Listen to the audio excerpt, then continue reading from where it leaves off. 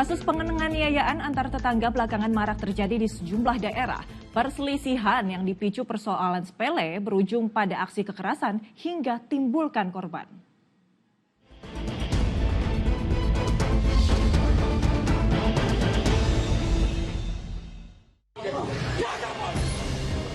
Alih-alih jadi tempat yang aman dan penuh rasa kebersamaan, lingkungan tempat tinggal terkadang menjelma jadi arena konflik.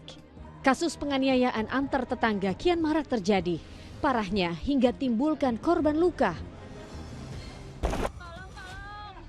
Seperti yang terjadi di sebuah perumahan di kawasan Kapuk, Cengkareng, Jakarta Barat. Seorang pria terlibat perkelahian dengan tetangganya. Tetangga yang tinggal berseberangan tak terima ditegur karena dianggap terlalu bising saat bermain alat musik drum sepanjang hari. Akibatnya pria berusia 32 tahun terluka di sejumlah bagian tubuh.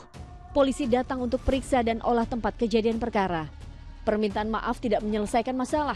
Keduanya justru terlibat saling lapor ke polisi. Korban juga sudah membuat laporan di Polres Metro Jakarta Barat dan saat ini juga masih dalam proses pendalaman.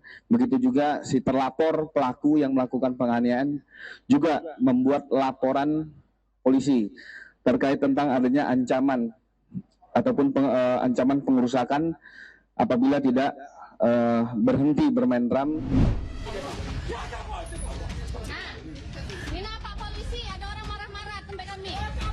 Cekcok tetangga yang menelan korban luka juga terjadi di Bengkulu. Pria lanjut usia di Kelurahan Sumur Dewa dianiaya oleh dua tetangganya. Lelaki berusia 80 tahun mendapat 10 jahitan di kepala. Setelah diusut, perkaranya soal pipa air yang bocor. Keluarga pria lansia protes karena aliran air dari rumah tetangga masuk ke halaman rumahnya. Saat ditegur, tetangganya justru tak terima dan emosi.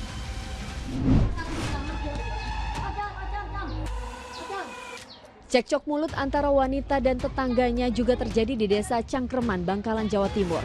Perselisihan diduga dipicu tetangga yang tak terima kalau wanita berusia 60 tahun menyiram air bekas cucian beras di halaman perbatasan rumah. Perempuan itu dianiaya oleh 5 orang tetangganya hingga terluka. Buntutnya, polisi menetapkan 3 orang sebagai tersangka pengeroyokan dan penganiayaan.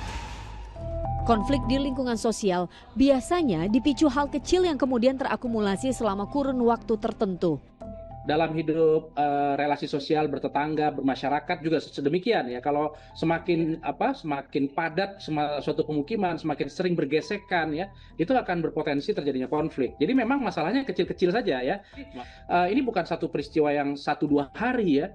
Ini mungkin berbulan-bulan, bahkan mungkin bertahun-tahun begitu. Konflik adalah bentuk energi yang kerap timbul dalam kehidupan manusia. Energinya harus dilepas dalam hal yang positif. Konflik sosial itu sebetulnya energi ya. Jadi manusia ini sebetulnya adalah makhluk yang kompetitif ya, makhluk yang berkonflik gitu. Jadi dalam sosiologi itu namanya safety valve ya, katup pengaman. Jadi social safety valve namanya, katup pengaman sosial. Apa itu katup pengaman sosial? Pertama, memastikan bahwa energi tadi itu ada saatnya ditutup, ada saatnya dilepas ya.